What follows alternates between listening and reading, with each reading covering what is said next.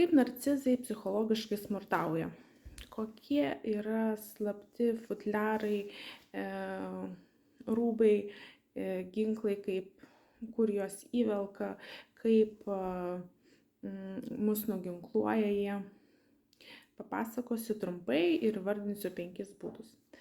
Taigi, dažnai susiduriam kiekvieną dieną su psichologiniu smurtu ir dažnai mes jo net neatpažįstame. Žinome, kad mums tai sukelia nemalonius jausmus, kaip kaltės jausmą,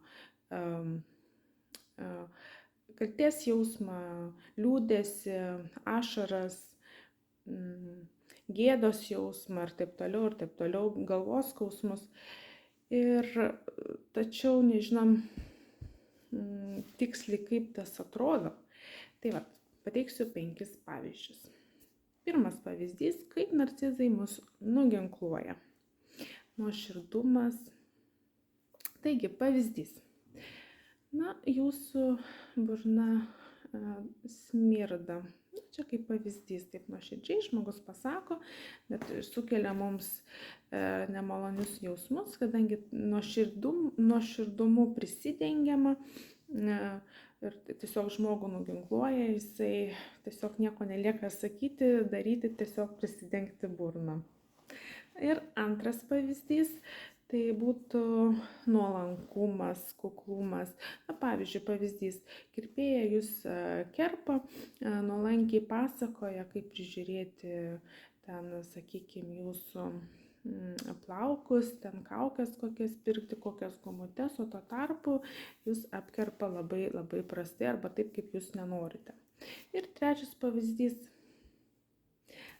bloga komunikacija. Tai bloga komunikacija tada aišku, kai, ir tinka tas pavyzdys kirpėjos, kad kerpa, bet nepasako, nepaklausia laiku, kaip apkirpti jūs ir taip toliau. Ir dar, tiesiog ignoravimas, kaip pavyzdys būtų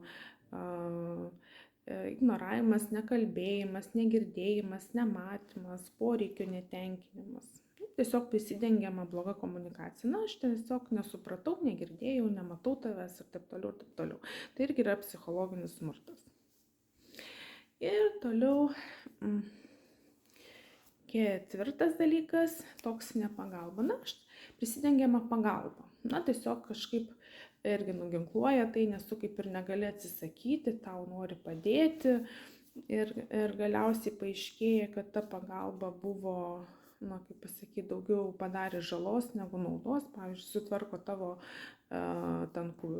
sakykime, padeda tvarkyti kambarį ir staiga tu supranti, kad taip sutvarkyta, kad tu nieko nerandi.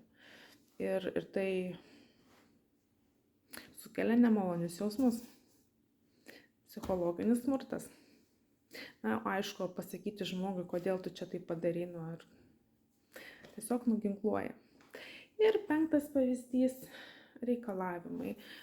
Jeigu tu ten to ir to nepadarysi, sakykime, mes rūkom, ar ne, ir